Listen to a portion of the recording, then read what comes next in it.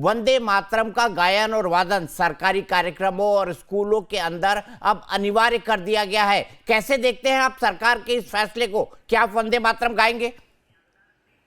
नहीं, देखिए ऐसा है ना कि इस देश में हर धर्म को अपने अपने धर्म पर चलने की पूरी छूट है, हर मजहब के लोग।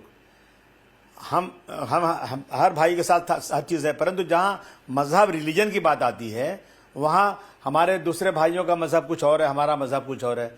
आस्था का सवाल है।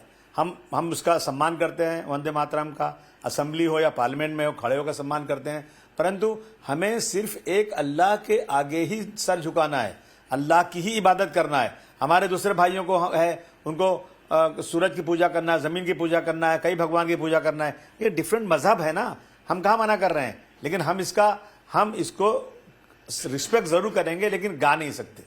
नहीं, लेकिन सबसे बड़ा सवाल यहाँ पर ये खड़ा होता है, ये तो मातृभूमि का गान है, ये तो मातृभूमि की स्तुति है। अगर मातृभूमि को ही आप प्रणाम नहीं कर सकते तो फिर तो आपकी देशभक्ति पर संदेह होगा ना अबू आदमी जी। अरे मौलाना अबुल कलाम आजाद साहब जिन्होंने कहा था कि हिंदुस्तान पाकिस्तान मेरी लाश पर बनेगा, क्या वो इस मातृभूमि को नहीं चाहते थे? पर वो तो वंदे मातरम गाते थे। एआईसीसी के सभी कार्यक्रमों के अंदर वंदे मातरम बजता था। गांधी जी के खिताब दिलाने वाले लोग नहीं। अबुल कलाम आजाद साहब वंदे मातरम गाते थे, बजता था तो कहाँ मना कर रहे हैं? आज भी बज रहा है ना, कार्यक्रमों के अंदर बजा करता था। वही करेंगे जो उन्होंने किया। कांग्रेस के कार्यक्रमों के अंदर बजा करता था तराना, और अभी भी बजता है। हाँ भाई, नहीं, दीपक चौरसिया साहब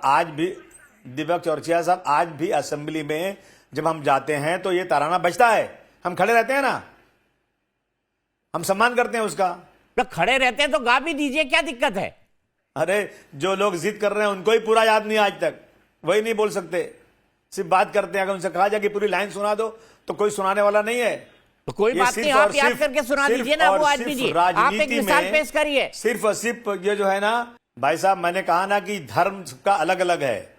जो धार्मिक चीजें हैं, ईद आएगी मैं मनाऊंगा, होली आएगी वो मनाएंगे, दिवाली वो मनाएंगे, बकरीद मैं मनाऊंगा। तो ये तो है ना, यहाँ पे मजहब सबका अलग अलग है।